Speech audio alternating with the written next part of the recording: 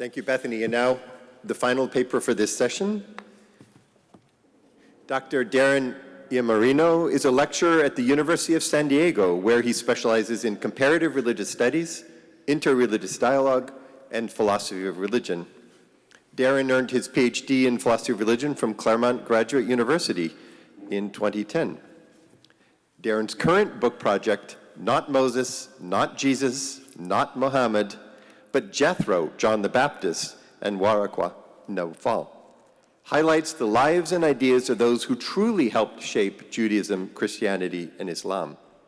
His previous book, Religion and Reality, explores an alternative methodology for facilitating enriching interreligious dialogue. Darren's paper title, God is a Boltzmann Brane, You are a biological brain, Consciousness is a nucleation event. Please welcome Darren Iammarino.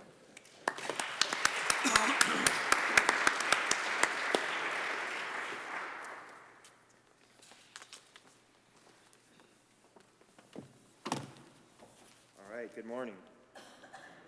It's always nice when you're told good luck at the beginning. And you can see the title, you can probably guess why.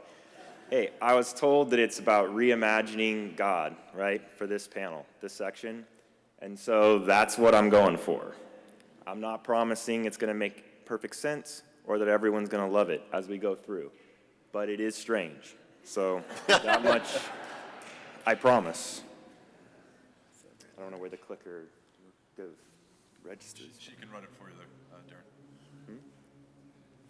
Oh, literally like that. Okay. Got it. Could you make it larger? I'm not sure that's even the next one, is it? Yeah. Well, all right. Here's sort of the problem or research question that came to me.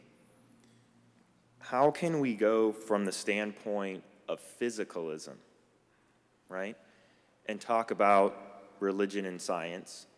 Because all too often, right, it's religion versus science. We've all experienced it so many times. And it's a non-starter, really, right?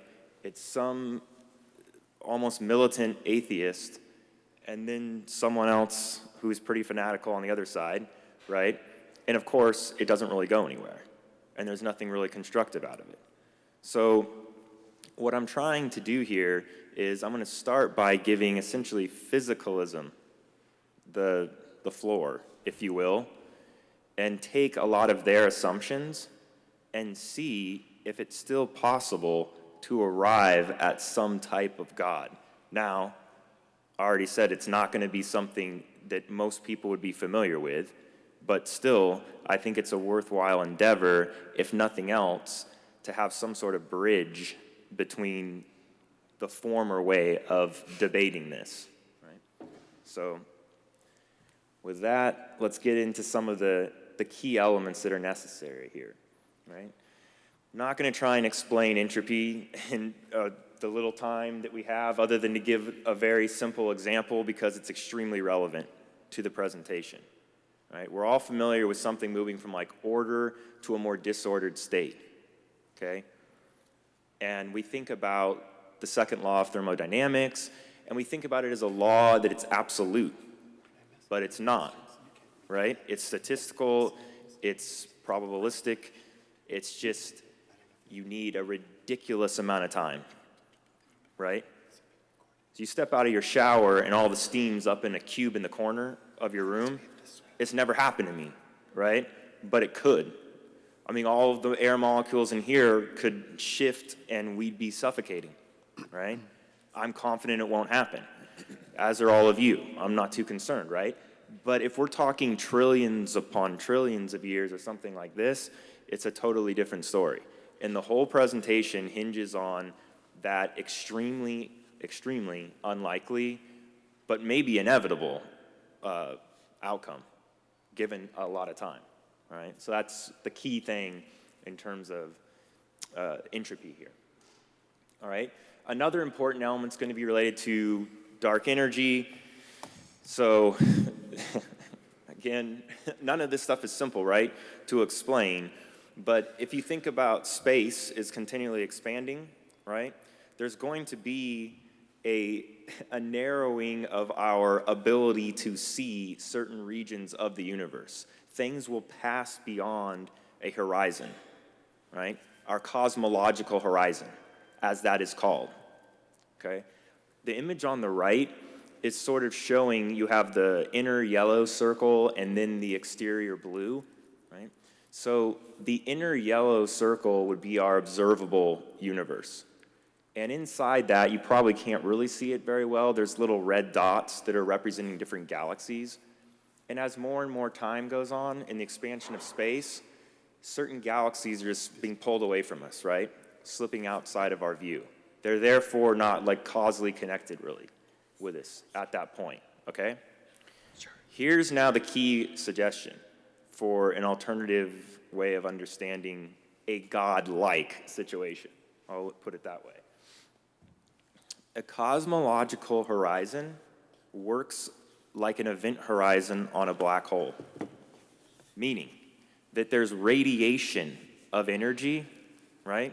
So massless particles are being produced all the time. As those collide, you get more massive particles. More and more and more time, some of those are colliding, right? And then you can build up more structure around like the sphere, the yellow inner sphere.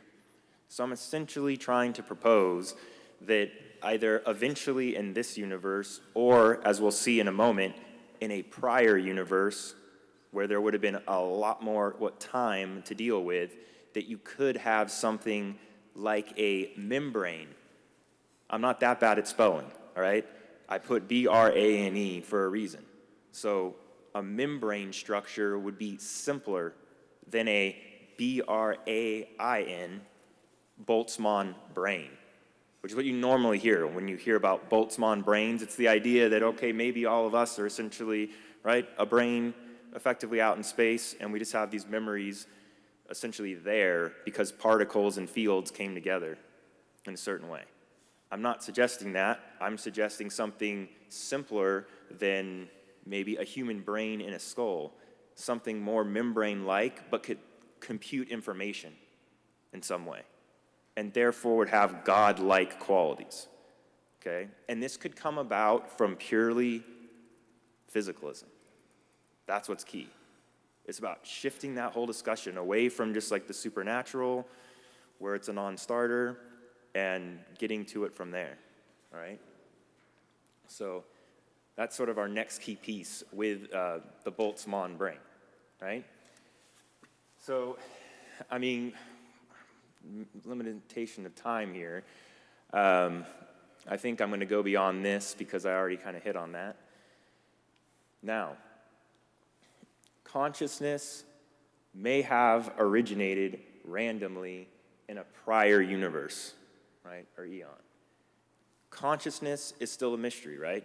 We don't have an agreed upon answer. Whitehead has a unique answer, which you mentioned briefly, but to get into the specifics of Whitehead's understanding of consciousness, we're all going to be pretty much, no offense, I love Whitehead, but anesthetized with jargon, right? So one of the leading theories currently is integrated information theory for understanding consciousness, which gives this sort of basically quantitative value on how conscious something is. And if you apply that theory, definitely the Boltzmann Brane, B-R-A-N-E, that I'm suggesting, that would encompass this whole cosmological horizon, would be conscious. And this is definitely a form of panentheism, interestingly as well, because you're having a container-like situation where all things, to be fair, not all, but a lot of things are within that container. So you have some of the advantages, I guess, of panentheism as that normally relates into the process, right, discussion. So that's a little bit on the role of consciousness and all of this. Now, if it wasn't speculative enough, I'm going to stack speculation upon speculation to get what I want out of it. But, you know, why not, right? So I say that because Roger Penrose came up with this notion, and it's not exactly convinced a lot of physicists or cosmologists. But it's helpful for me, so I'm going to use it.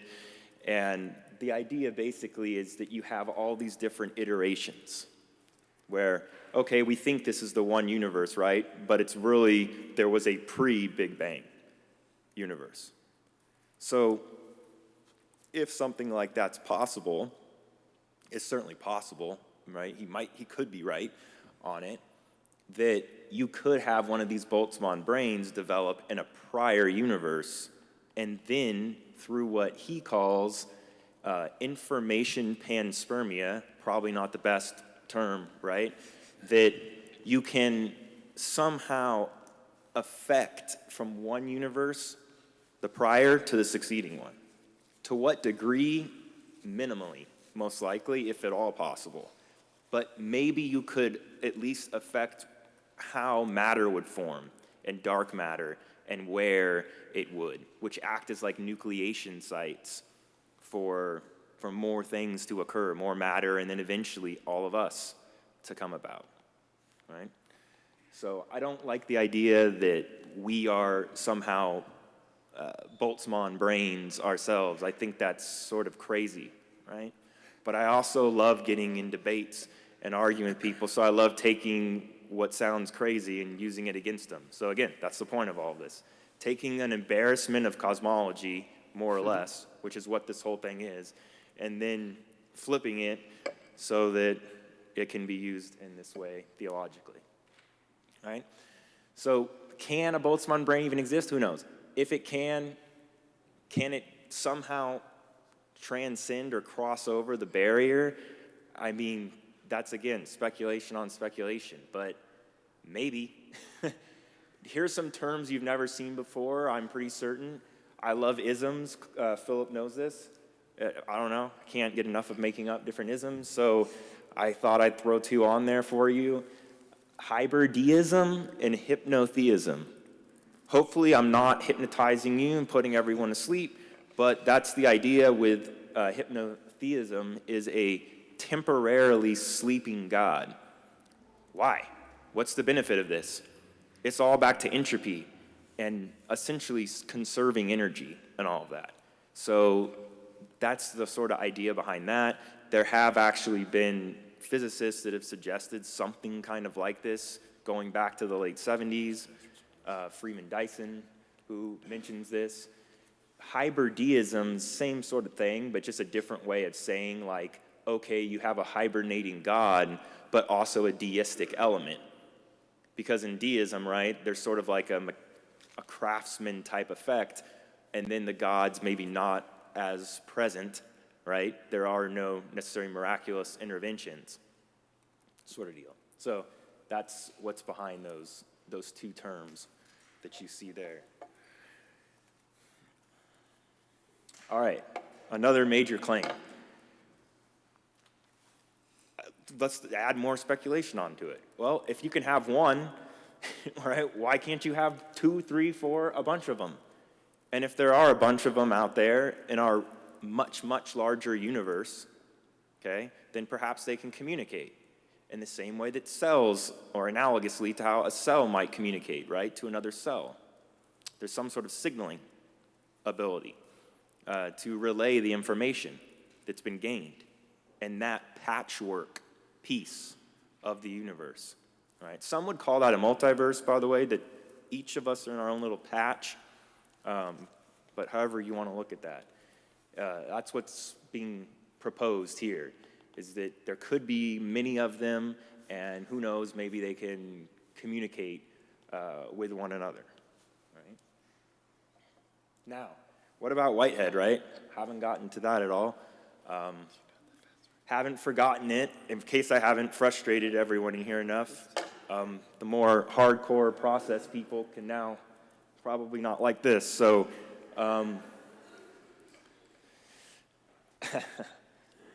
the primordial nature of God is baffling, really, to me. I understand why Whitehead has it the way that he has it. as envisaging or whatever all of the eternal objects. But the fact that it's not conscious, right, and deficient in actuality, somehow an eternal concrescence, it all makes no real sense to me, and how it fits in with the rest of his model. It becomes an exception to his own rules, right? That's already been pointed out many times by your student, right? By David Griffin and many others. So I don't want to go and belabor that point. I just want to say that on this view that I'm trying to propose, instead of there being like a primordial nature of God that's necessary and eternal and all this, that you would have a given nature of God. Now, what that means is that when one of these Boltzmann branes would form, whatever ideas, concepts that they have, when they just kind of like click on, that's the given nature of it. But then there's also the growing component to it, okay? So the consequent nature on this viewpoint is much more similar to Whitehead's, I guess, view. Exactly how that would work, I don't know, but generally I do like Whitehead's epistemology, as complicated as it is, right? So that's just a suggestion there, right? Now, some going further with this, right? I don't know why you can't, I guess, I don't know why you need it, the primordial nature. You could stick with physicalism, and you could suggest that effectively all you have are like particles, fields, and things moving around, right, in the void. Even on Whitehead's view of the ontological principle, you can't just have like these Platonic forms free-floating out there, right? They sort of have to be grounded. But I don't know why you couldn't suggest something like randomness functioning in a way similar to an eternal object that is still held or exemplified by all these simple, super simple finite entities that then prehend one another, and through physical purposes, to use, I guess, Whitehead's terms, you could essentially like pass on the uncertainty, and you also might be able to pass on like simple geometrical or mathematical objects. And maybe that's all you need until you get to a certain level of complexity down the road. So I've never much understood it, and I don't understand really how God is learning from the world, which Whitehead claims, right? It's as true to say that the world is, right, creating God as a God creates the world and all that sort of stuff, but it seems like that's not really the case, because God can't do certain things, seemingly, that even we can. Situation with propositions and propositional feelings and how genuine novelty is basically brought into the world, I don't really see how the process of reality unfolding is actually affecting or changing God in some way. Whereas I think it totally could if you accept a more limited. That's, I'm sure, what everyone wants to hear. Whitehead already gets critiqued, right? Because it's not omnipotent, he's not necessarily omniscient, and it's not a God worthy of worship. If Whitehead's God is not worthy of worship, then you're not going to like this, right? And I get it, and that's fine. So I'm not saying it's a God worthy of worship. It's just trying to provide some other way, right, to look at all of this. So that's some of what was going on here. I have these different terms. 2 minutes. Okay, thank you. I have these different terms of like ionic, transionic objects and stuff like this, that it's referencing like ideas that might come up in the process of reality with different organisms on different planets coming up with novelty. But I'll move to the end here and sort of returning back to the beginning and bringing in maybe one other concept for the last 60 seconds. Whitehead talks about the receptacle. Plato's idea of a receptacle. I don't know if you've ever heard of that. There's being, there's becoming, there's that in which things become. The container, effectively, right? The receptacle. And maybe we could just shift the talk to that as an atheological ultimate. Maybe the primordial nature could kind of be shifted somehow onto that. Not sure exactly how, but I think it's maybe a possibility. Okay, so that's all I've really got for you here. But since we're out of time, I'm not going to take up more of it. Thank you.